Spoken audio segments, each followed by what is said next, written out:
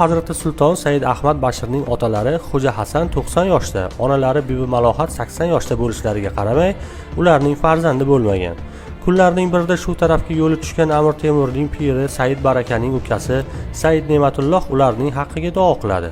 Ko'p o'tmay duo ijobat bo'lib, Hazrati Bashir dunyoga keladi.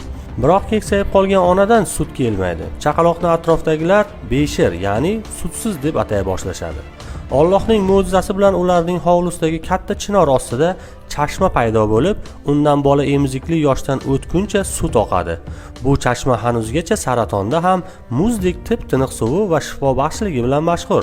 Ta'kidlash kerakki, ziyoratgohga kelayotgan aksariyat turistlar albatta bu suvdan ichib, o'zlari bilan ham olib ketishadi. Hazrati Bashir qishloqdagi Niyoztepada dafn etilgan. El orasida Hazrati Bashir qabri oldidagi archa daraxti u kishining hassasi bo'lgan degan rivoyat yuradi. Aytishlaricha, Hazrati Bashir ota hassasini uloqtirib, qayerga borib tushsa, o'sha joy mening qabrim bo'ladi degan ekanlar. Hassa yo'g'on tomoni bilan yerga qadalib qoladi. Shuning uchun boshqa daraxtlardan farqli ravishda uning past tomoni ingichka, yuqori tomoni yo'g'ondir. Bu tilsimot ham albatta turistlarni befarq qoldirmaydi. Hazrat Bashir qishlog'i Qashqadaryo daryosi bo'yida joylashgan. Baland-baland chinorlar qishloqqa ko'rk berib turadi. Hudud tog' bilan ham tutashib ketgan. Shuning uchun bu yerda yoz oylari yurtimizning turli viloyatlari, xorijiy mamlakatlardan sayohatchilar kelishadi. Ular Hazrati Bashir otani ziyorat qilish bilan birga daryo bo'yida dam olishadi. Qishloqda ziyorat turizmi, ekoturizm va agroturizm rivojlangan. Ta'kidlash joizki, joriy yilda qishloqqa tashrif buyuradigan sayyohlar sonini 700 mingga yetkazish va qishloq turizmi qishlog'iga aylantirish uchun qator ishlar amalga oshirilmoqda.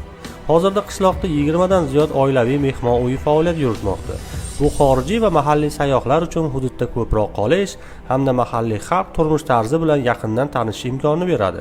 So'lim tabiat, musaffo tog' havosi, shifobaxsh chashma, mehmondo'stlik qishloq odamlari, ekologik toza mevalar, xushxo'r taomlar qalblarga sokinlik bag'ishlovchi ziyoratgoh sayyohlarni o'ziga jalb qilishi shubhasiz.